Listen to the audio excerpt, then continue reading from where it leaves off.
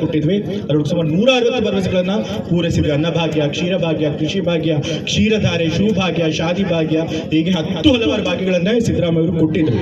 ಈ ಬಾರಿ ಚುನಾವಣೆಗಿಂತ ಮುಂಚೆ ನಾವು 5 ಪ್ರಮುಖವಾದ ಗ್ಯಾರಂಟಿಗಳನ್ನ ಕೊಟ್ಟಿದ್ವಿ. ಅನ್ನಭಾಗ್ಯ, ಗೃಹಲಕ್ಷ್ಮಿ, ಗೃಹ ಜ್ಯೋತಿ, ಶಕ್ತಿ ಯೋಜನೆ ಮತ್ತೆ ಯುವ ನಿಧಿ ಕಾರ್ಯಕ್ರಮಗಳು. ಇಷ್ಟು 5 ಕಾರ್ಯಕ್ರಮಗಳನ್ನ ಸಿದ್ದರಾಮಯ್ಯ ಅವರು ಸರ್ಕಾರ 1 ವರ್ಷ ತುಂಬೋದ್ರೊಳಗೇನೆ ಅನುಷ್ಠಾನಕ್ಕೆ ತಂದಿದ್ದಾರೆ. ತಾವು ನುಡಿದಂತೆ ನಡೀತೀರಾ ಅನ್ನೋದನ್ನ ಮತ್ತೊಮ್ಮೆ ಸಾಬೀತು ಮಾಡಿ ತೋರಿಸಿದ್ದಾರೆ. ಹಾಗಾಗಿ ನಮ್ಮ ಕಾಂಗ್ರೆಸ್ ಪಕ್ಷಕ್ಕಾಗಲಿ ಸಿದ್ದರಾಮಯ್ಯ ಅವ್ರಿಗಾಗಲಿ ಯಾವತ್ತೂ ಕೂಡ ಬಡವರ ಪರವಾಗಿ, ಶೋಷಿತರ ಪರವಾಗಿ ಕೆಲಸ ಮಾಡಬೇಕು ಅನ್ನೋ ಒಂದು ಉದ್ದೇಶ ಯಾವಾಗಲೂ ಇದೆ, ಸದುದ್ದೇಶ. ನೀವು ಹಾಗಾಗಿ ಅವ್ರಿಗೆ ಯಾವತ್ತೂ ಕೂಡ ನಿಮ್ಮ ಬೆಂಬಲನ ಮುಂದುವರಿಸಬೇಕು. ಈಗ ಮತ್ತೆ ಲೋಕಸಭೆ ಚುನಾವಣೆ ಬರ್ತಾ ಇದೆ.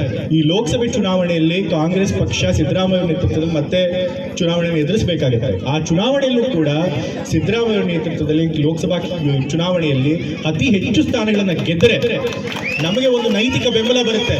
ನಾವು ಬಡವರ ಪರವಾಗಿ ಸರ್ಕಾರದ ಹಣ ಖರ್ಚು ಮಾಡಿದ್ವಿ. ವರ್ಷಕ್ಕೆ ಎಷ್ಟು ಖರ್ಚು ಮಾಡ್ತಾ ಇದ್ದೀವಿ ಗೊತ್ತಾ? ಈ ಕಾರ್ಯಕ್ರಮಗಳಿಗೆ ಸುಮಾರು 56,000 ಕೋಟಿ ಒಂದು ವರ್ಷಕ್ಕೆ. ಅಷ್ಟೊಂದು ಹಣನ ಸಾಮಾಜಿಕ ಕಲ್ಯಾಣ ಕಾರ್ಯಕ್ರಮಗಳಿಗೆ ನಾವು ಬಳಸ್ತಾ ಇದ್ದೀವಿ. ಅದನ್ನ ಬಹುಶಃ ಯಾವ ಒಂದು ಇತಿಹಾಸದಲ್ಲಿ ಕರ್ನಾಟಕದಲ್ಲಿ ಯಾವ ಸರ್ಕಾರ ಕೂಡ ಇಷ್ಟೊಂದು ಹಣ ಖರ್ಚು ಮಾಡಿಲ್ಲ ಸಾಮಾನ್ಯ ಜನಕ್ಕೆ ಮತ್ತೆ ಬಡವರಿಗೋಸ್ಕರ. ಇಷ್ಟೊಂದು ಹಣ ಖರ್ಚು ಮಾಡ್ತಾ ಇರಬೇಕಾದ್ರೆ ನಮ್ಮ ಸರ್ಕಾರಕ್ಕೆ ಒಂದು ನೈತಿಕ ಬೆಂಬಲ ಬೇಕು. ಹೌದು, ಜನರ ಬೆಂಬಲ ನಮಗಿದೆ, ನಾವು ಮಾಡ್ತಾ ಇರೋ ಒಳ್ಳೆ ಕೆಲಸಕ್ಕೆ ಜನರ ಬೆಂಬಲ ನಮಗಿದೆ ಅನ್ನೋದು ಗೊತ್ತಾಗಬೇಕು.